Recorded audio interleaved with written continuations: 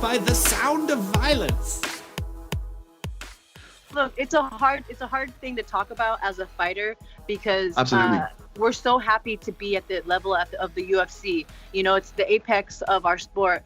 But and I think we all as fighters follow the code: don't bite the hand that feeds you. Well, what happens when they're not feeding you? Do you know what I mean? Like, come on, like, feed us. We work for you. We bleed. We sweat. I cry for you. Like, please feed us.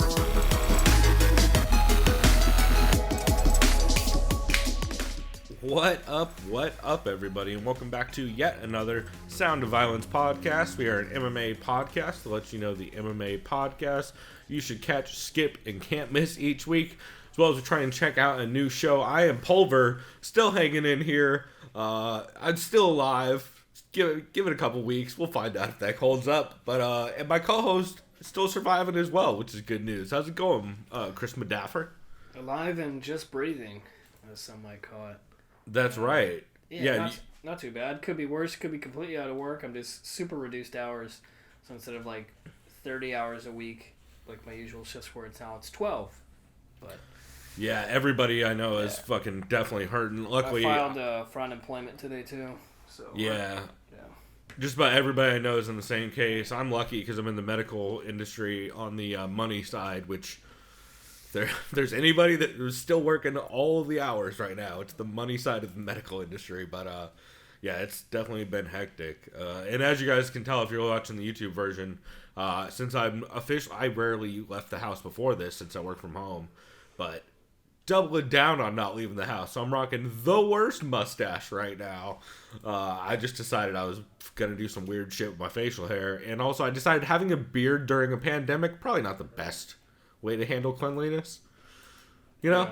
So I just decided handlebar mustache, bro. If I'm gonna be dirty, I might as well be the right kind of dirty, you know. Yeah, makes sense. Speaking of dirty, they're trying to do a lot of the breweries out here in San Diego dirty. Originally, the announcement came down, I believe, that all brew pubs had to close if they didn't serve food. And then at some point that seems to have changed since their announcement to where they're allowing to go still for most breweries. Is that right? That's what I'm doing. Yeah, it's strictly to go. That's what everybody I've seen. Some of the breweries, and I won't say their names, don't give a fuck, and they're staying open, but they're just going to get shut the fuck down or just fined. They're just being, I think it's irresponsible, but... Super. Yeah, luckily like a lot of the... Yeah, like some guy's like, oh, I brought my growler, you could fill this up right. I'm like, sorry, I can't. He's like, why not? I'm like, because I don't know where your growler's been. So that's interesting. I didn't think about that because I know some places are doing growler fills, which you're right. Yeah, that's we're not. That's smart. You shouldn't be probably either growlers or new growlers, right? Yeah, and we don't do growlers, but I know like even when the guy was getting something, like, no sir, let me grab this for you. You know, just stay the fuck right there. Yeah, 6 feet, brah. Yeah, I should just have like fucking this some like isopropyl rubbing alcohol like in an air canister made, you know, just like 6 feet, motherfucker. Right. But yeah, I don't know. There's so many fucking freak out videos of like people. I saw some video like tensions are super high in New York. This guy, I don't know why he threatened another guy on a subway, but he threatened him with fucking you know, like those kindergarten little mini scissors? Oh, yeah. Like the rounded ones? He pulled them out. And the guy's like, what the fuck is wrong with you? He's like, put that shit away. Like, I'm gonna fuck you up. And the guy just has the most violent but crisp fucking right straight. Boom! Right in the fucking nose and mouth. The dude just out, just leaking blood everywhere. It's like, well, I mean, you're technically threatening a guy with a weapon. For sure. Also, just don't try and start shit on the subways in New York is what I've learned. Yeah, or any of the trains. Yeah. If I was in New York, if I could stay inside, I'd do that. But if I had to use the subway, I'm wearing gloves. I'm wearing a face mask. Fuck all that. Yeah. So. Well, fuck being in somewhere like New York right now also. No, I realize that, dude. We're fucking lucky. New York is one of the worst places in the country you could be as far as just people being everywhere. And although it's not like we have a lot of testing going on, and also I believe the Navy just said like, oh yeah, bro, we had somebody test positive on one of the ships, but we're not really worried about it. You're like, what? Those motherfuckers are at the bars all the time. I see all those dudes at the fucking supermarket and shit. Yeah, my favorite thing is that when I hear people go, dude, don't you remember swine flu from 2009? Fucking 60 million were infected and 12,000 died. It's like, yeah, I was a senior in high school. I don't remember, like, I know nothing got shut down, but, like, really, though? I also love all the fucking scientists on Twitter who are talking about Twitter's all the their worst great place. statistics. Yeah. Twitter, yeah, you can just end that sentence there. Twitter is the worst place. Twitter is just Twitter itself is an oxymoron because Twitter is meant to be to receive news, but every fucking time I go into search like what's trending, I'm like, this is why I hate Twitter. It's just full of the worst fucking people. Oh, the absolute for sure. Worst motherfuckers out there. Like for people, sure. I'm not saying anyone deserves the Rona, but if someone does, it's those Twitter trolls. So, Twitter warriors, whatever. Yeah, that bitch who licked a toilet seat this week. But we're not here to talk about any of that. We are here to talk about, however, our Doug Stanhope presents Papa Vodka. I did it backwards again. Papa Vodka presents. Oh wait, give me a second. We're here to present our Papa Vodka presents. Doug Stanhope presents our what we're drinking this week, which is a totally real sponsor. And by the way, that was me grabbing a bottle of vodka. If you're not listening to the. Or if you're not watching the video version, I did buy. Guess what is a really easy booze to find during a pandemic? Papa vodka. Nobody's buying it, just me. So it's working out well. But let's see, Chris, what are you drinking on this week? Axl Rose's beer. Just kidding, that's just a koozie. We got Firestone Walker Union Jack West Coast IPA. I don't know if you can see I haven't had Union Jack in forever, but that's like I love everything Firestone makes. Yeah. I had another beer yesterday. It was a West Coast IPA they did, but it was their Distortion, the Luponic. Oh yeah, the Luponic. And it had kiwi and like lychee and then some fruit like Fahoya or I don't know. It's like Fahoa. I think it's from like Belize or some shit or Paraguay. Some sort of fruit. Huh. That's fascinating. Yeah, they've been doing some they always make killer beers, but especially their Luponic Distortion series where they rotate hops. Man, it's really fucking good. Well, I decided, since I am trying to support local breweries like a motherfucker right now, since I'm worried a lot of them aren't going to survive, I went to Society and picked up a growler as well as a couple crowlers, and I got a 6-pack of the Pupil, which they're canning nowadays.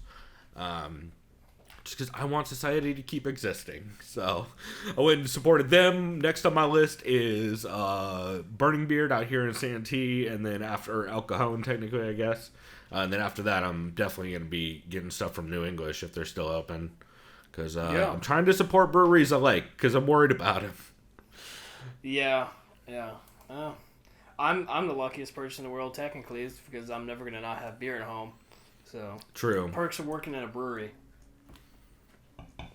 100%. Also, shouts out to a lot of breweries are starting. Jesus Christ! I heard that. A lot of breweries are starting to do discounted like kegs and stuff too, which is cool. Like I think AleSmith just came out and said they're doing 50% off kegs, which Don't is know if you dope. can hear that, but you can hear my roommate pissing very loudly too. Oh, that's hilarious! I can't, but it'd be a lot funnier if I could. We did enough mic leveling stuff at the beginning of this to fix it. Luckily, we figured out I had to just have the actual Skype like desktop app. That's right. A big fuck you to Skype, and also shouts out to every single mainstream media show trying to figure out how to use Skype and fucking broadcast software from their house. It's adorable. All y'all are terrible at it. And for sure, step your fucking game up because it's embarrassing. Yeah. You seen like the Conan, like all that shit is so embarrassing. Where they're like, "Isn't it crazy? I'm recording. It's my wall in the background." You're like, "Yeah, welcome to the fucking internet, y'all." Look at me! Look, I'm wearing a beanie right now. Like, where's your beanie? It's fucking apocalypse day. Yeah, they're like, "I'm doing this from my computer." You're like, "Yeah, fucking everybody has been doing this forever, y'all." 14-year-old. Dude, I believe defunct crazy. I got 2 hands and like, I was like, what the fuck's next? Right. Like they're gonna be like, oh, it's an apocalypse. Look what's crazy. I'm doing some cocaine right now. Oh, wait. Oh, sorry. I'm still on the clock. You know, like, what the fuck? Well, my favorite part, I think Defunct Land, the YouTube the guy who does Kevin Perger, the guy who does the YouTube series on, like, old defunct theme park stuff, he put out a tweet. He's like, yo, it's hilarious watching all these old head media try and figure out recording from home. Meanwhile, 14-year-olds have been doing fucking better quality production for free for like years now. It's embarrassing. It's fucking embarrassing seeing all the old white people try and figure out the internet at like fucking 90 years old. Shouts out to every press conference from any policymaker in this country right now. It's adorable. Anyway, we're not going to get into any of that, although some of that shit I'm sure will come up this week because it has been a very weird week for MMA podcasts. I feel like it was definitely a slower week, but most people are still doing shows. I mean, apart from, I guess we should address up the top. The elephant in the room is, for some reason, ESPN can't figure out how to make Ariel do a show from home, which I don't understand because it's literally a Skype call-in show already. So, like, literally, he hasn't had... he didn't do a show this week. Huh. He's been doing Instagram Live, where he's been doing it basically on his own. On the to be fair to ESPN, he has been doing it on their Instagram Live. I think he switched it to Facebook Live at some point as well. But man, it's weird, and I guess that's notable. I have not been listening to any of his Instagram Live stuff for a number of reasons. Number one, because man, that show is not at all what I'm looking for right now. I'm not looking for ESPN fluff pieces at all, which is what ESPN has been tripling down on as of late. So I don't know. It's something of note. But why don't we go ahead and get into format and get this shit popping? So why don't we go ahead and get started, Chris? Why don't you let us know the MMA podcast you recommend people catch this week? So, since sports have been canceled, I've been ignorant to listening to any podcasts of anything. I've just been at home, either on my PlayStation or playing guitar. But then you're like, here's some 3 podcasts you listen to. I'm like, oh, that's right. People still have to do podcasts. I totally forgot. Yeah. So, all these are a catch. There's only 3 of them. So the first one I'll just start with, or just you know what, hold on, because one of those you can skip. It's the one on our intro clip. You can skip that one because that's my can't miss. And also you can skip, I'm trying to figure out the 3 I sent you. The one with all the people talking at once, it was really difficult for me to even actually understand what the fuck is going on. So that one's hilarious. Like, it was interesting, but I had some asshole going 10, 9, 8, 7. Like, dude, what the it's like. No, you didn't did you watch the video version? Yeah. So okay, let's get into it because it's one of my catches as well. Between the Links, episode 45, right? That's what you're talking about. Yeah, so here's the thing I think you missed in this episode. So this is with Keith Craig, Davidson Baker, and Alexander K. Lee, and with Mike Heck hosting. Also, it should be noted, Mike Heck announced today, I think, or yesterday, that he is leaving the MMA space and not going to be hosting that show anymore, which is a big bummer. I'm a big Mike Heck fan. But I am excited to see what he has going forward. So big shouts to that dude, because I like the content him and all the guys at the Loudmouth MMA Network have been putting out. So what you're talking about is they did a countdown because Davidson Baker last week bet that there's no way that what fight was it? Krylov versus Johnny Walker goes the distance. Yeah, I remember them saying that. Right, and he bet that if he loses, he has to shave his head to look like Larry Sanders. No, sorry, not Larry Sanders, Larry David. I was going to say Larry Sanders. To be fair, not that different hair, but wasn't Larry Sanders bald as shit? No, he was at Gary Shandling. Larry Sanders, I think, was his character on that. It was on the show, Larry Sanders show. Yeah. It's been a long time, and to be fair, if I remember right, what's his face was involved in that show as well in the writing. That wouldn't surprise me actually. That makes. I'm pretty sure he is. What's dude's name? I can't think of his name right now. Larry David. Wait, his name is Larry David. Yeah, Curb Enthusiasm. I know the character combined with it, it's a whole thing. Anyway, point is, that was what the countdown was, and holy shit, did Davidson Baker look real good in this episode. I gotta say off the top. I mean, that's not a good haircut to have. No, it's really bad, and it was very funny every time. It actually made it better that he kept trying to put the hood on, because every time he took it off to answer a question, it just was more ridiculous. Yeah, like I saw on Twitter, some Padres fan was like, he's like, well, I can't go outside, so here's my Friar haircut. And I'm just like, dude, why the fuck would you do that to yourself? And he's just like... Yeah, it looked a lot like that, to be fair. But he was a really good sport about it, and it was super funny. This is 100% an episode, though. Do not listen to this. You have to watch this episode, because you're missing a lot of it if you don't see everyone dying laughing because of his haircut. It was definitely a weird version of Between the Links, too, because in the past, you've listened to this show where normally it's more of a debate format, right? Yeah, like, and they kind of go back and forth with each other. Yeah, and this one was more just like, it was kind of more like their other show. I forget the name of it off the top of my head, but the more discussion-based one that they do, kind of as an answer to Between the Links. So it definitely wasn't like a normal episode, but I thought it was a good one for sure. And holy shit, Davidson Baker's head is got to be a top moment in MMA podcast so far this year. But they talk about some interesting stuff, like how Dana and the UFC handled the coronavirus situation. I believe... Davidson's... At one point they say Davidson's hair looks like is like a canker sore they can't quit playing with. And then there's just all kinds of ball people references. Everyone from like Gandhi to like fucking college basketball coaches. There's a lot of references. And then from there, it's just a lot of questions about, like, who's next for Oliveira or Burns or Moicano, something like that. So, yeah, overall, I liked it, but I could see how you would have a little bit of trouble with the crosstalk on that episode. Yeah, like, it was fine. It was just, I think, the first, like, 15 or 20 minutes I was having a couple issues with. But other than that, that show's format I don't have any trouble with. Yeah, I like it quite a bit, but it was definitely hectic at the beginning just because Davidson's head kind of threw off the whole kind of cadence to that show. Let's see. I think the other two catches that you had are both ones that we're going to talk about here in a bit, so I'll get to my other catch, which is Sports Middle, Episode 2.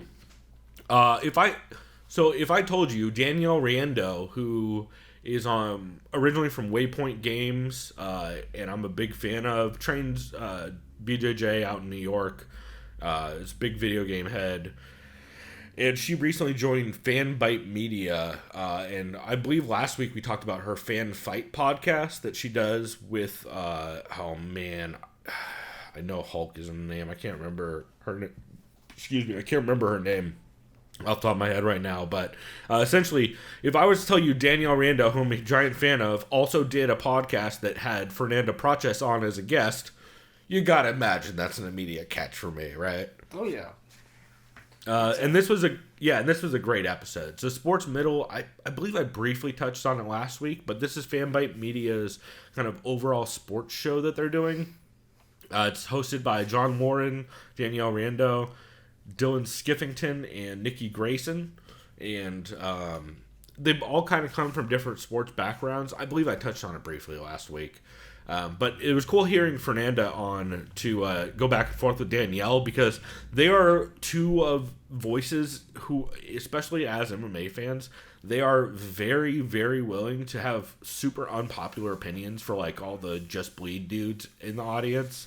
And they are very willing to have those discussions and be vocal about their opinions, they're both also super funny and willing to have discussions, which I just find it refreshing, because they'll bring up conversations that not a lot of people are talking about.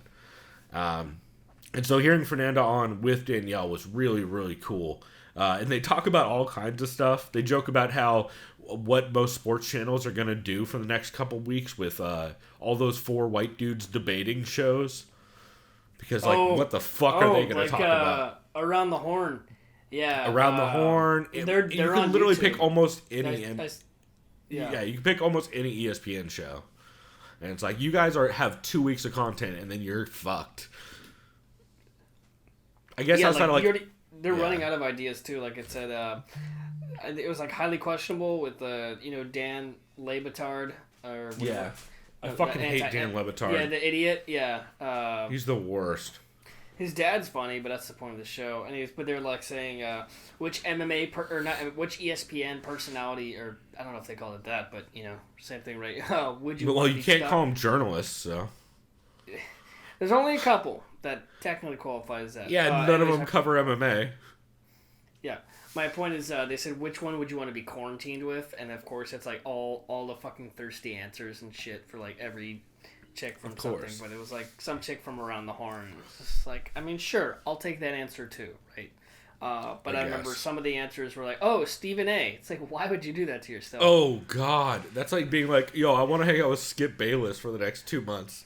Like, yeah. Yo, you just want to commit suicide is what you're selling me. Yeah, he'll be like this, Chris, Pulver, you and I are going to watch some sumo highlights. I'm already grabbing all the. You know who I would love to fucking be quarantined with? To hang out with fucking Shannon Sharp. He's hilarious.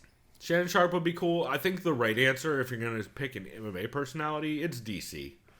Yeah. DC is going to be like a dad to everybody. He's just going to be like, hey, buddy, you want some fried chicken? Or like, you want to make some fucking cookies or something? Or maybe we'll do some fucking wrestling drills. Michael Bisping would be funny. Yeah, you get shit-faced with Bisping for sure. You'd have to hang out with his family. Well, maybe his family's cool. Callum's pretty cool. Yeah. Dominic Cruz, I don't know, hang out with him and his dog. Dude, but you're gonna get lit on fire for everything. He would just roast me. He's going to. Yeah, it's like it'd be like hanging out with Jeff Ross for the next two months. Except if Jeff Ross was really, really angry instead of really sweet. John Anik would be pretty cool. But yeah, but you're just gonna either lose all your money or win all his. God damn it, that's a good point. He's like Boston, dude, Boston. I heard John Anik talking about how he's thinking about betting on weather soon, because he has nothing to bet on. So pretty good. But anyway, speaking of which, guess what movie I saw, which is fucking great. Uncut Gems with Adam Sandler. Finally saw it. Oh, did you? Yeah, John Anik. I guarantee you've seen that because it's about just degenerate level of gambling, and that you'll gamble on anything possible.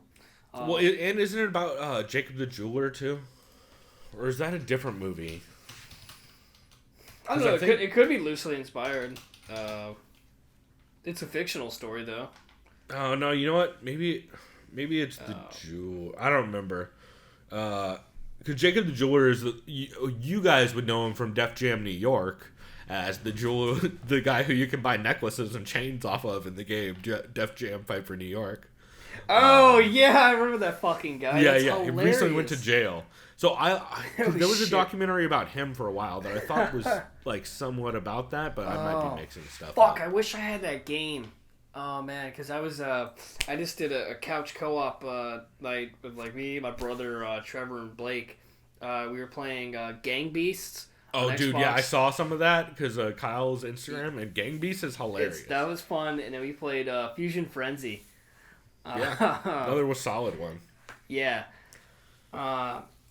Overcooked is also a really good couch co-op game. Yeah. Someone was saying that one's a good one. It was a PS Plus game, I think, a couple months back. You just reminded me. That's what I'm doing after we're done recording, or maybe I'll do it in between before we do the movie. I got to do that because a buddy of mine, he's an engineer. He just got MLB The Show, and then I've just been addicted to Diamond Dynasty. So, that's what's up. Yeah. Anyway, way off topic. Back to Sports Middle, episode 2, real quick. It was cool hearing them kind of talk about. Fernando talked a lot about covering the Brasilia card in person. She was one of the media members there for it.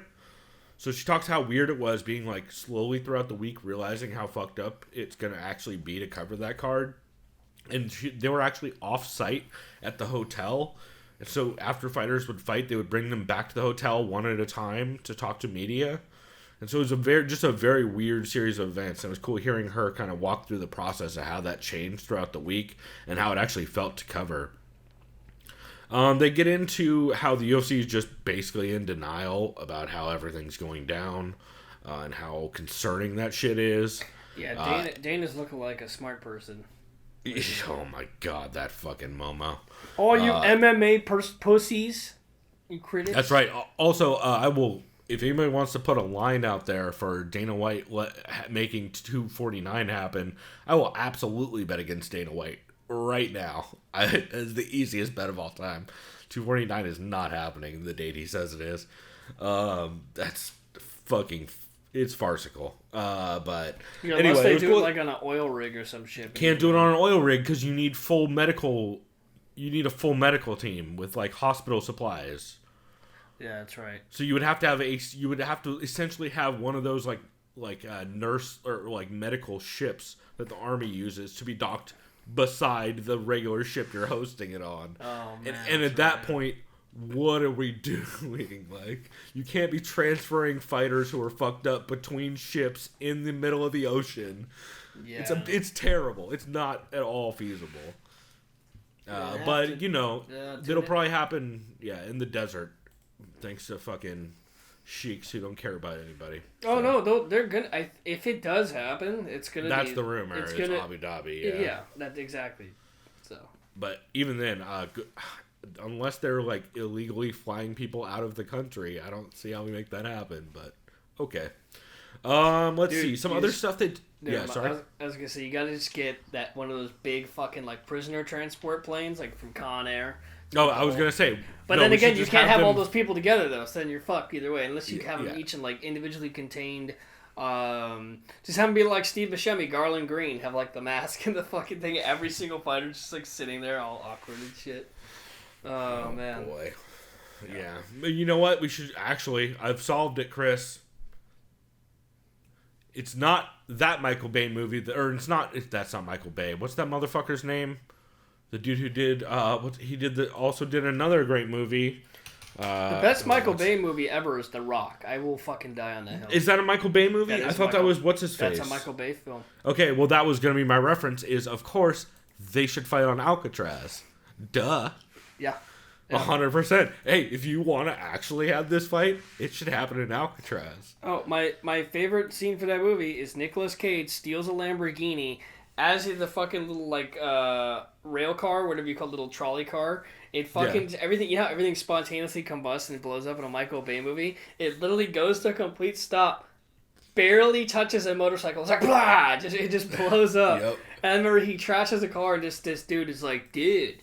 You just totally fucked up your car. He's like, not my car. Fucking just takes the dude's bike, and it's every single time. Oh, rewind. Oh, The Rock is so good. But yes, 100%. If they do make this fight happen, by the way, I do want 10% Dana White in the UFC. 100% it's Alcatraz where you make it happen. Because that shit would be lit AF. No, that actually legitimately be pretty sick. It's honestly a way better idea than a fucking... Dude, fight in the prison yard, like in the yard or whatever. 100%. Alcatraz, that'd be amazing. Yeah, it'll never happen, but that's where it should take place. Anyway, back on track to Sports Middle, now that we've gone way off the rails. They talk about some stuff. I have not watched an NBA halftime show in a very long time, evidently.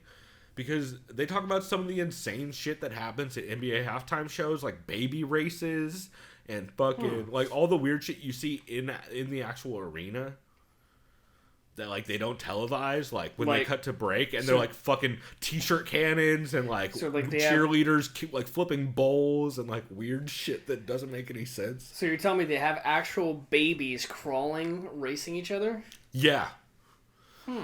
Evidently, like, if you watch if you watch illegal streams of NBA games, because a lot of times they'll do just the internal feed for the stadium, you'll actually get to see all the weird shit, and it sounds crazy.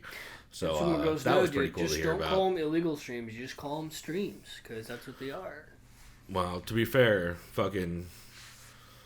DMCA is a bunch of bullshit, but let's not get into that. Yeah, right. Fuck that whole DMC Act of 2000. Yeah. Well, as everyone really recognizes, copying and sharing is not the same as stealing. Let's not get crazy, you fucking old white dudes. You know how it works? You just claim fair use every time, even though there's totally not a thing called copyright. But Well, yeah. I mean, let's not. As someone who has a degree in a lot of that stuff, let's not get into fucking digital sharing rights and all that shit, because it's a dark well that it's just gonna piss me off. But some other stuff that they talked about on that episode, they talked Tom Brady going to Tampa, which, like, at this point, who gives a shit for at least 6 months? And then they do also talk about Marble One racing, which I don't know if you saw this clip that was going around of the Marble racing. I didn't see the clip, but I saw the headline. Dude, you should watch the clip because it's fascinating. I'm looking it up right now. Shit, I'll have it on mute, but let's see. You were talking about how the Ocho's coming back, right? So yeah, they did have the Ocho last year. I think ESPN is starting to do it now seasonally. I think it's like every summer they'll post. Well, right now they're probably gonna take it back just because they have no fucking programming. Which, by the way, I coincidentally watched Dodgeball the other day. It was on HBO, so I haven't seen that movie in ages. Let me see, Marble Racing. Yeah, look up. I believe it's called Marble One. Let me look. Marbula One? Yeah, Marbula One. That's what it is. You should watch a. Yeah, what is it? Is it like a 2-minute video? Let me see what this is. So essentially, if you guys don't know, while Chris looks this up, essentially it's just a guy who announces marbles racing down like a very long dirt track.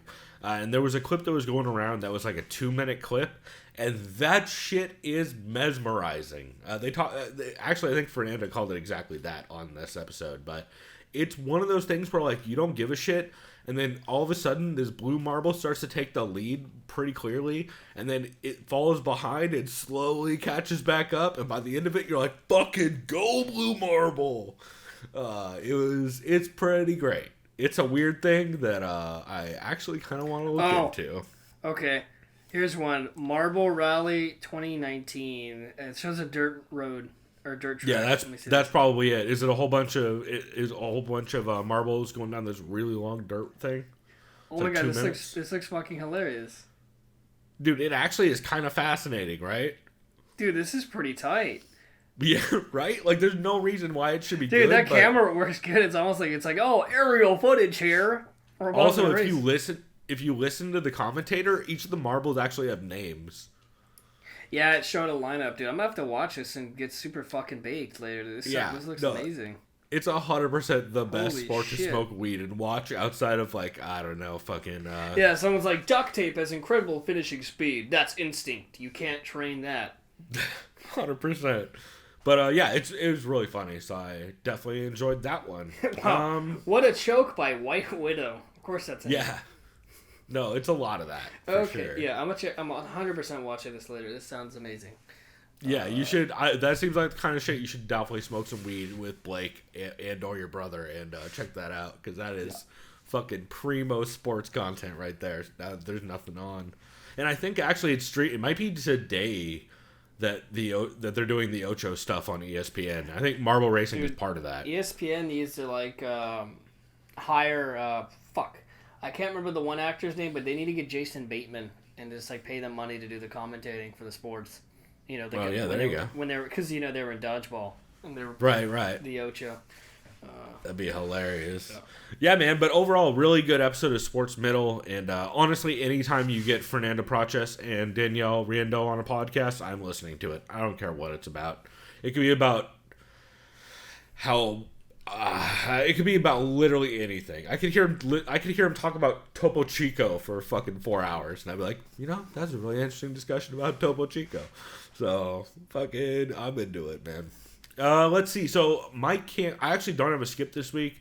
I mean, if I did, it'd probably be the fighter and the kid, because Bert Kreischer, Brian Cowan, and Brendan just talk about how they don't buy coronavirus, which clearly they recorded like a week or plus ago, and that does not hold up well.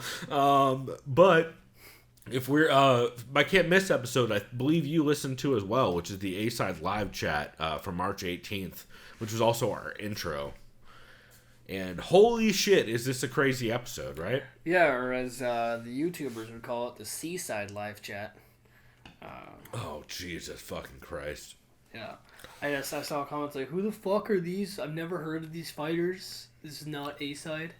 Also, that is a casual ass fan. Well, yeah. By definition. Do not know who fucking Shorty Torres and Ashley. Yeah, I saw another casual comment today I saw on Twitter. It's like Conor McGregor versus Justin Gaethje still targeted for like July, right? Or something like that. And it's like McGregor is massive betting favorite.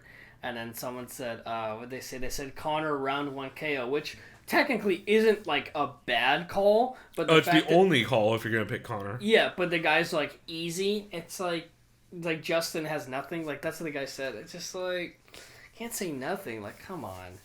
Wait, so are you saying Conor McGregor fans have an unrealistic view of the sport? Is that what you're saying? Because that's crazy talk, Chris. Yeah, I don't believe that. It's crazy talk. So yeah, no. Obviously, they're the most informed and most well-educated fans. Yeah, it's because they educate themselves with the bottle of Proper 12. Yeah, it goes Conor fans, Ronda fans, and then Dana White fans. That's the most educated fans in the sport. Dude, I forgot about Ronda fans. Jesus. Yeah. To be fair, a lot of them just didn't even watch the sport, so it's hard. Dude, she can put up a fight with Mayweather. I'm telling you. To be fair, if it was an MMA fight, I still don't necessarily think she would fuck Floyd Mayweather up, just because that dude has never grappled in his life. But also, no. She might just get completely lit on fire on the feet. This is literally what it would be. One jab. Oh, and she's hurt. I mean, yeah, it would. That's literally what happens in the first 10 seconds. But yeah. But anyway, way off topic. This A-Side live chat was really good. So it's Jose Young's PT, Jose Shorty Torres, and Ashley Evans Smith. The audio is a little bit rough for the first couple minutes because it sounded like Casey left his mic on. But he does catch it and turns it off, so that gets fixed only 10 minutes in. Maybe less than that, probably. They talk a lot about how Shorty Torres' fight got postponed because he was supposed to fight in Brave CF. And they just, after that, they go through everything shutting down. PT talks about how Ireland canceled St. Paddy's Day, which is fucking insane. I think Sean Sheehan had one of my favorite, or wait, no, you know what? Who it was? It was I think it was Danny O'Dwyer who had my favorite quote. They both had great quotes, but I think it was Danny O'Dwyer who said, congratulations, everyone. Stay inside and drink on St. Paddy's Day like a true, I believe it was celebrate St. Paddy's Day like a true Irishman. Stay inside and drink by yourself, which I really appreciated. Danny O'Dwyer had some great tweets this week. If you guys don't know Danny O'Dwyer, he's from No Clip. He does a bunch of video game documentaries and was formerly with GameStop. GameSpot, not GameStop. I was saying, big that's difference. Confusing. Big difference, yeah. But he was with GameSpot. But yeah. Overall, this was just a great episode. Ashley Evans Smith, as you guys heard on our intro, had maybe the most profound and most, I would say, heartbreaking statement I've ever heard from a fighter towards the UFC's treatment of them. Which was her literally saying, we fight for you, we bleed for you, I cry for you, please just feed us. Yeah. Which is yeah. It's everything. It's everything. It's exactly why Leslie Smith fought. Other side. It's exactly why Leslie Smith fought for everything she ever fought for. It's exactly why the fighters need a union. It's exactly why the UFC treats everybody terribly. It's exactly why Dana White is just the biggest trash person. And it honestly kind of broke my heart listening to this episode a little bit. Yeah, it's not good. No. Well, it's just frustrating because there's nothing. All she can do right now is sit back and wait and see if they pay her. That's her only option. Yeah, think about maybe she owes money to her agent, to her coach. Oh, she owes money to everybody, I'm sure, because she had a full 4-month camp, is what she said, and she hasn't fought since last April. No, sorry, last February. Damn. So, really most tough. fighters don't have a second job. Yeah, it's really tough. And good on Pete. This is why I'm a big Pete fan. It's why he won our award for Best Fighter Guest on a Podcast this year, is because he went out of his way to number one, ask hard questions to Ashley about how the UFC is treating him. But he also went on to ask, to just say, like, hey, listen, I know fighters don't want to say this, but it's an absolute fucking disgrace that the UFC has not at least put out a statement or even talked to fighters about how it's going on, about what's going on, whether they're getting paid. Ashley said she was the one who told her opponent the card was off, which is fucking also insane. Like, it's an absolute... it is some Lemony Snicket ass levels of a series of unfortunate events that happened for the UFC to fuck this up this badly. And that's what you get when a fucking acting agency owns it.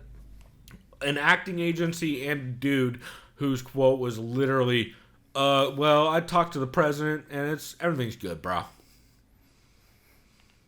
Like, first off, I don't care who the president is. Don't ask the president whether things are going to be cool. Ask, like, I don't know, doctors. Or just... medical professionals, practitioners, researchers. You're literally in touch with medical professionals on a regular basis at the UFC. You employ a whole lot of them. If for no other reason, then you send your athletes to medical professionals that you specifically have contacts with. Like, what the fuck are we... How about anybody at the UFC PI? None of them are at all... No one's a nurse at the UFC PI. Like, it blows my motherfucking mind. So, yeah. I don't know. It's an eye-opening episode, and I just want to give big shouts out to both Ashley Evans Smith for being brave enough to say the shit she said, because it needed to be said, and it's just... The honesty that she portrayed in that is admirable, and then doubly so for Pizzi, who... That motherfucker is one of the few people in the sport. Put him... Sean Sheehan is also a dude who will stand up and just say shit that's uncomfortable.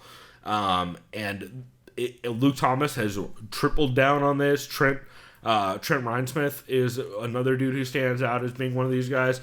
There are actual journalists coming forth in MMA, and it's starting to become incredibly clear who the journalists are in the sport and who the PR members are, and it's not even really up for debate anymore. Yeah.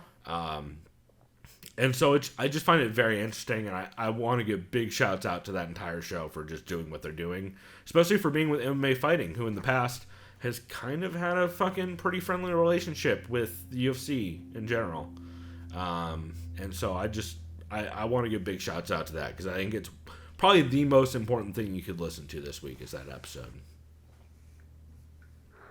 Excuse me. Yeah, no, I agree. It was a really important episode for those who are currently unaware of how the UFC is dealing with the COVID-19 quarantine, the outbreak, the pandemic, or lack thereof. They're not. They're choosing basically to not deal with it. Yeah. You can't do that. Look at all the major sports.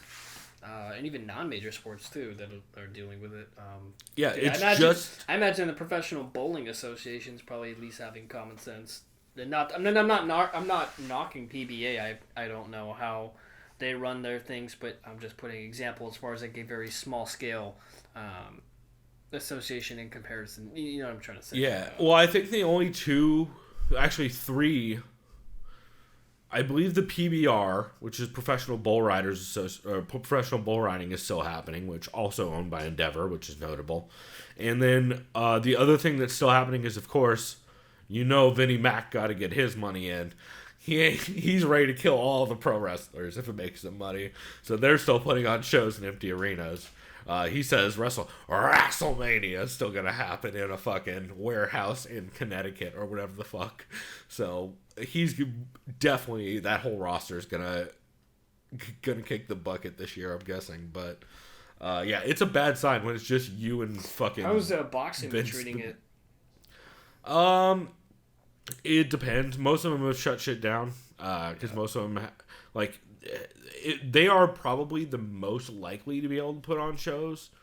John Nash actually put up a thing where they could kind of just, if they really wanted to, they could set up like essentially gym shows where they go to a gym, they put on a show, because you don't need much for a boxing show. And they could probably do that if they really wanted to. At this point though, it's pretty fucking impossible, because you can't have anybody travel, which is like all of fight sports is then broken, That reminds me too, think my dad texted me that says like the amount of people using this time when you're supposed to stay home, they're like taking personal vacations. Like, are you fucking out of your mind? Like doing road trips and shit. It's like, well, my favorite part is all those people are now stuck where they went. Yeah, you don't realize that. Yes, like if someone goes, dude, it's fucking road trip up the coast, whatever, right? It's like, well, you're not gonna come back. Well, not only that, but like, yeah, there was $38 flights everywhere, but that included San Diego on that list. And I saw multiple people be like, who wants to go to San Diego, bro? I'm like, don't go to a fucking military city during a goddamn... It's a bad plan. It's a bad plan. Then again, I was like, San Francisco, so I'll say one last, right now, $38 flight. One last thing I saw Shorty Torres talk about. He's like, I train in Florida. There's a lot of stupid motherfuckers. He didn't say it like that, but I'm saying like that. That are packing the beaches in Miami. Yep. And I know you've probably seen this video by now. I saw it on Twitter. The stupid Gen Z. Oh, you mean my fuckers, favorite? My favorite. The guy, I'll do my impression video of him. Yeah, well, I've been planning for spring break for the past 2 months. And, if I get coronavirus, I get it. So I just want to have a good time.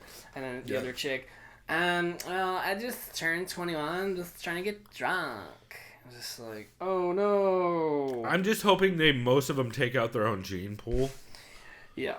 Like if they got their parents sick, I kind of feel okay about that. Yeah, and because their parents are responsible for that behavior as well. And then, of course, my dad's like, "Oh, it reminds me of this documentary." He sends me the trailer to Idiocracy, the film. Oh, I watched Idiocracy last night. Actually, it is still very good, and Brondo is still what plants crave. It's got what plants crave. They've got electrolytes. 100%. Again, Carl Jr., fuck you, pay me, or whatever. Yeah, he's like, brought to you by Carl's Jr. Why do you keep saying that? Because they pay me every time I do. God, that movie is pretty good. Also, I made the argument, President Camacho, better leader in times of crisis. If you rewatch that movie, tell me I'm wrong. I've seen that movie. I saw it maybe like 5 months ago. I mean, I saw it again for probably the 100th time. But yeah, no, he's a great leader in a time of crisis. He makes definitive statements, not even based on fact, but at least they're definitive and not accusatory of... Yeah, we got this smart guy. Not sure. Exactly. Hey, like I tweeted out this week, and like I've said on this podcast before, it's kind of the premise for this podcast. But my dad's greatest advice he ever gave me: you don't have to be smart. You just have to listen to smart people. Which it's just good advice. Yeah. And I've kind of lived my life on it. It's kind of why this show exists. So yeah. Overall, highly recommend A-Side Live Chat. It was really, really good. Quickly, do you want to get to a new show? Because I believe we both listened to a new show this week. I think you might have listened to episode 2 of Crooklyn's Corner. So I listened to the one where you... Felipe Nover? Yeah. So I'll get to mine first, and I'll let you jump to yours. Okay. Because I listened to the first episode of Crooklyn's Corner, which had John Nash guest. And it's mostly a breakdown of the UFC's debt rating, like the UFC's financials, and why they're continuing to try and put on events during a during a pandemic. And it's just interesting. Anytime you get John Nash talking financials, I'm always into it, and I'm always here. That's why I love show money. But it's interesting hearing him kind of go into detail on, like, some of the more in-depth stuff, like what the UFC's debt ratings are going to lower because they're not putting on events, which is part of the reason why they're trying so desperately to make it happen. Because any event they don't put on, they're not making a profit, which means it's going to lower their debt rating. And so it's going to cost them more money in the long run. Because the way the ESPN deal works is, at least based on what everybody knows currently, it seems like the UFC only actually they basically break even if they don't put on a show, or they break even by putting on a show, but then they get all of the gate and everything on top of that, which is how they make a profit on shows. So by not putting on shows, it completely fucks their business model. And that's also why Endeavor is pushing so hard, since Endeavor also is really, really getting tight on money. Well, they're super in debt, but also based on his math, the UFC probably only has around $50 million in disposable money right now, since they just paid out that big dividend to their investors. And part of the reason why they paid out that big $300 million dividend to investors is because that allowed Endeavor to also get their portion of that dividend, which was about half of it. So it's a lot of very in-depth, like, technical financial details about this stuff. But it's really, really fascinating, and it kind of goes. It's a really clear way to see why the UFC is trying to forge ahead so, like, adamantly, apart from Dana White's ego. Because while I think that is a big part of it, I don't think that's all of it. I think it's also comes from the higher ups as well, where they're like, listen, we need you to try as hard as you can to make a show happen, because you are the only money-making venture we have in our portfolio right now, and we are in crazy debt. I think they have to pay it's either 20 or 30 mil a month in credit. Like, they have to pay off 20 to 30 mil a month in loans, which they have 50 mil right now in the UFC, like, according to the math. So that leaves them no fucking overhead to not have shows for a couple months, unless Endeavor's going to have to leverage another loan. So it's just a very interesting breakdown of that, and I found it fascinating. And this is, by the way, I should have started at the top by saying this is called Crooklyn's Corner because it's Steffi Haynes, a.k.a. Crooklyn, who, I mean, if you've ever been on a forum or ever been on Twitter, you know who Steffi is. And also, we should shout out Steffi for just being a sweetheart and a really good, like, a really nice person. I think only ever had great interactions with her. But it was very cool that she's starting her own kind of solo show, and where she's going to have guests on. And that segues nicely into episode 2, which you listened to, with Felipe Nover as a guest. Yeah, right? Felipe Nover, he's currently in the UFC, right? Or is he a vet? Like, he's I believe he used to be. I want to. Okay. I don't know if he's still fighting. I'll look it up while you're talking. Yeah, Felipe Nover. I think he might have retired because of health issues. Is a UFC vet and a cardiac nurse. He works full-time as a nurse in New York City. I think he's in Manhattan or Brooklyn. Can't remember which borough. I don't remember either. I know Steffi's from He's Brooklyn, a guest on here. He discusses the impact of the coronavirus pandemic. Basically just... Yeah, because he's working in hospitals and shit. Yeah, he just talks about how, like, just multiple times during one shift, you'll have lots of mask and gown removal, changing different, clothing items, masks, gloves, what have you. Yeah, the N90 whatever mask. Yeah, and he was saying, say if 100 patients were to show up to each hospital and they were infected, it just wouldn't be manageable. So he says they're currently kind of just they're frantically setting up new facilities outside of hospitals nearby. The law is if you have flu-like symptoms, stay the fuck home for 14 days. Drink lots of fluids, take Tylenol, something, keep fevers reduced.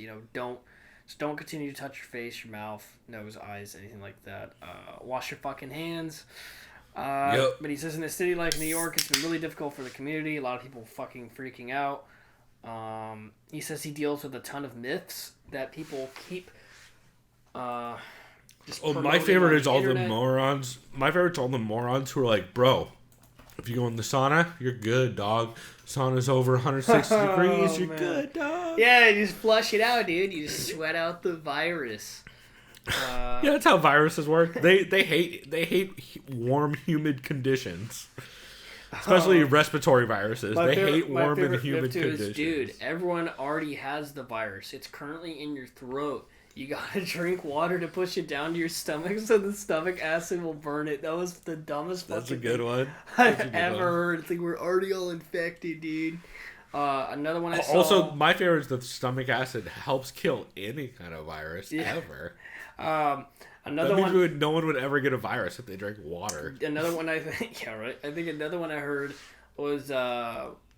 We've already been all infected on it with airplanes that go by. They're like releasing the virus on top of us. I think that's another one I heard. Oh yeah, I mean, when you really start going down the rabbit hole into like Eddie Bravo, Sam Tripoli style shit, it gets like. I hate to get political, but another one's like, it's a hoax to damage the Trump campaign, or I don't fucking. I mean, yeah, that's what's damaging it. Is the virus that's damaging it. So I'm done talking about the fucking. It was informative though. Yeah, it's honestly one of the better interviews I've heard. Which I mean, shouts out to all the nurses and medical practitioners and officials busting ass right now. That would be really stressful to have to. That would stress me the fuck out. I would 100%. Never not wear a mask. I'd wear goggles. I wear a full face mask. I would not want to get caught to the eyes. I'd wear a full fucking mask or a suit, whatever. I mean, big shouts to nurses, number one, because y'all crazy in all the best ways. Yeah. I'm here for it. Yeah. Hair nurses and chicks who do hair. Yeah. Top of the list of bonkers chicks who are super fun to date. But also, big shouts to all the nurses doing overtime and everything. All the EMTs who aren't getting any fucking love. Who are like probably the most exposed because they're probably getting called to the most extreme situations. So much love to grocery workers, especially who all should be paid who all should be considered. Like, I believe a couple states have ruled that grocery workers are now an essential part of the community and get free childcare. And like healthcare, which I think we've all come to realize grocery workers should all, number one, not receive minimum wage, and number two, should probably have universal healthcare or paid for healthcare just because they're touching the food everybody touches. so I don't know, crazy idea, I know, but interesting to hear all the shit that's been going down with that, and I'm sure it's only gonna get crazier. But. Yeah, I'm very excited about Crooklyn's show. I think that's going to be a lot of fun going forward. So, Crooklyn's Corner on the Bloody Elbow Presents podcast feed is big shouts out to that. The only other new shows I had are two fantastic ones. Let's see. There's a show that TJ DeSantis just started on Between Rounds, his Patreon network, which is called Way After the Bell. Excuse me. He did a Way After the Bell for Elite XC Destiny. And this is where he goes back with... oh my god, why can I not remember dude's name? He's from England. He's a wrestling coach. Nick Albert. Jesus Christ. Yeah, Nick Albert, who you guys would know as the guy who trained with Dan Henderson forever, old school Team Quest guy. And just really interesting dude who's done a lot of work with TJ on Between Rounds in general. But they're going back and watching old cards. So, for example, for the Way After the Bell series, what they're doing is they're watching the card and playing the audio in the background. So, essentially, they'll talk a tiny bit. It's kind of like collapsed MMA, which we talked about in the past, where with collapsed MMA, what they would do is they'd kind of do a deep dive into all the research around an event, and then they'd kind of do a really long explanation of kind of just break down the time frame, break down the actual card, all that. This is a much reduced, much less researched version of that, where they're sitting down and they'll talk a little bit off the top about where they were at the time when the card happened, and then they go through and they just kind of play the card's audio and watch it along and just kind of go through it. And what's interesting is Elite XC Destiny, you guys might not know, is the first Elite XC card. So it's really interesting. They have fights between Charles Crazy Horse Bennett and KJ Noons, and some of the insane Charles Bennett quotes afterwards, always. This also has Gina Carano versus Julie Kedzie, which was the first female MMA fight broadcast on television on CBS. It's first network broadcast of a female MMA fight. Or women's MMA fight, I should say. And Joey Villasenor versus the Crow, David Loiseau. The Crow, David Loiseau. Fucking big shouts out to Punch Drunk Sports. But yeah, it's a really good episode and a really good show. They also recently did one for UFC 3, which I'm excited about.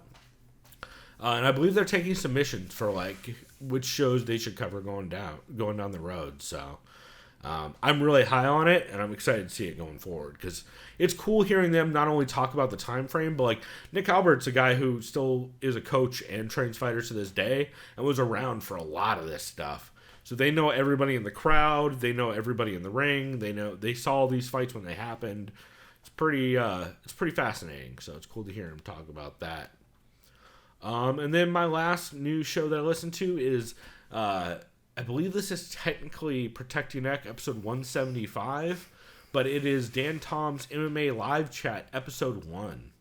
So Dan Tom's doing like a live chat, kind of similar to Luke Thomas or Danny Segura, where he's just hanging out. The first half of the show, he talks about things that are going on, recent events. And then he gave 7 movie recommendations and 7 martial arts movie recommendations.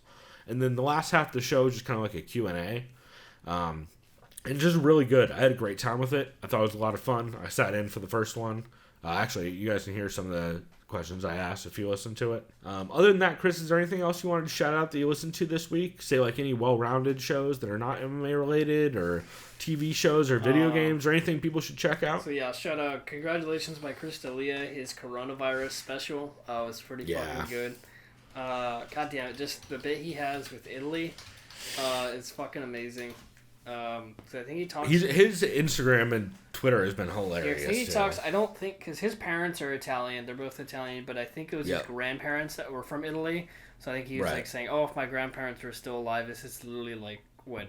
It's fucking, the whole bit is good. So there's that. As far as video games go, because a lot of people are gaming now again. Well, since they're a lot of people are gaming who haven't gamed since Kingdom Hearts and shit. So. Yeah, I've been on my PlayStation because I've been playing MLB The Show, which is, the new one's absolutely great. So many good new game modes. For 21. What's up? 21 or 20? 20. Yeah, MLB 20 The Show, or The Show 20. Really fucking good. That was on PS Plus recently, right? 19 was. That was back in October. Oh, okay. I knew one of them was. But I'm about to re-up on PS Plus tonight. So if you're ever down to play, I think you need to have Plus in order to do it. I think, unfortunately. Yeah, but you can do that game sharing thing. But maybe you don't have to have it. Yeah, but basically what it does, because you did that with me one time with Mortal Kombat 11. Anyways. Yeah, which don't do that with a fighting game, obviously. Yeah. But it's a great game. I've been doing Diamond Dynasty because I was big on Ultimate Team on Madden back in the day. Diamond Dynasty blows any sort of Ultimate Team, anything EA, out of the water. It's really good. You could fully customize your own uniforms. I ended up doing, I went to like Logo Vault where people create their own logos. A lot of it, of course, was like Houston Astros cheaters thing. But I found a logo for the San Diego Fleet, the defunct AAF football team. There you go. And I made these fucking sick-looking jerseys. It looks really good, and I have like a good team of putting together. So I want to get Plus because my buddy Paul, who just came back, he was like actually on a naval ship. He's an engineer. He designs. I don't know what the it's like the wire that catches the jets that come in. Yeah. Go watch Top Gun. You'll know what we're talking about. Yeah, he designs those. But yeah, I'll be playing that later tonight, and I've been just doing that, man. And I've been doing a lot of couch co-op with my brother. We're finally beating Borderlands 2 after like a year. There you go. Yeah. That's what's up. I cannot recommend enough. Everybody on the planet, go listen to. So It's The Real is a podcast hosted by Jeff and Eric. Rosenthal, I want to say that's their last name. But they did a podcast forever ago called Hype Men with Jensen Karp. But they also have a podcast called It's The Real. They're mostly like hip hop they're two twins who are deep in the hip hop scene. And normally their podcast, they would have a bunch of hip hop people on who would come to their apartment and just talk about whatever the fuck they wanted to talk about with them. And that show's normally really good. But they started quarantine radio recently on their podcast feed, and essentially what they do is every day they're just doing an episode where they call their friends and see how they're doing, and it's fucking great, dude. It's honestly the most relaxing way I've woken up every morning. What they do is, like, for example, on the first episode they called their mom, just check in with her, see how she's doing, ask her how she's like coping with stuff and like what she's doing to keep busy. They call Jack Harlow. They call Big Waz. So this is like a bunch of... They call everybody from like just people they know. Like guys like Joe Mandy and comedians like that. A lot of hip-hop heads. I believe they talked to Bum B recently for all the buttheads out there. And they just call basically people they know who are just hanging out in their apartment. And they're like, hey, what have you been doing to kill the time? How you feeling? Like, it's just a very feel-good and like personal show. It just makes me feel better every morning, which I think we all kind of need. Yeah. And having it as just like yeah, having it just as a daily show is like comforting to just hear how people are living day to day. So I've really enjoyed that a lot, and I can't recommend it highly enough. It's The Real and their quarantine radio. If you look at our Twitter, we've been retweeting the fuck out of it. And for real, that show is fire as hell. Also, the Lapsed Fan, as always, is like anytime there is anything stressful going on, the Lapsed Fan is always there for you. So big shouts to them. Some other honorable mentions that I had. Show Money episode 33 was really, really good. That was taped March 15th. I've been going through and trying to date these episodes, since with all the shit changing day to day, it's kind of important to know what day these came out, depending on what their topics were, because sometimes people say ignorant shit just because it was a week ago when they recorded it, you know? Let's see. CME episode 393 was really good. Submission Radio episode 203 was very solid. They had John Anik, Ben Askren, and Javier Mendez and Colby. Morning Combat episode, or the Morning Combat from March 18th was very solid. Luke Thomas Live Chat episode 24 I really liked. Fan Fight episode 5 was fun. That's the show with Danielle Riendeau and I cannot remember the name of her co-host off the top of my head. We talked about it last week. But they talked about Asuka versus Charlotte Flair, and they talked about Zhang Weili. God damn it, I almost Brendan Schaubed her name. Zhang Weili. It's Zhang Weili. You're right. God damn it. Brendan Schaub completely broke how I say that name. I almost said Wheelie Zhang like he does. Zhang Weili versus Jessica Andrade. They talked about it as well, which was cool. Mookie and Crookie, episode 62 was very solid. The Man and the Myth, It's Been a Weird 5 Days, Huh? Was a good episode. That was recorded on Monday. MMA Roadshow 260 was solid. Fights Gone By, episode 201. Heavy Hands, episode 308. They had Ben Cohn on, and that was good. And MMA Depressed Us Quarantine Edition with Weidman versus Maya, where they essentially picked a bunch of fights where one person... Well, they picked a bunch of fights where one of the two people were sick. So they picked Sage versus Barberena. They picked Mendez versus Lentz. They picked Shogun versus Nakamura. And they picked Weidman versus Maya. So, pretty fucking funny. Also, I think what I'm going to start doing starting Monday is I'm going to record like a quick 10-minute or so thing on our YouTube channel, just talking about the MMA podcast that I listen to throughout the day. Just because I know people are looking for content, so I'm going to try and get you guys like a daily quick update on what I've listened to, just so if you're looking for shows to listen to, you can check that out. But we are going to take off, and we will be back next week. In the meantime, you guys can follow us, as always, TSOVPod on Twitter, or send us an email, sovpod@gmail.com. We're always looking for new emails to check out, or podcasts, rather. And until next time, everybody. Go do something decadent. We out. Hey.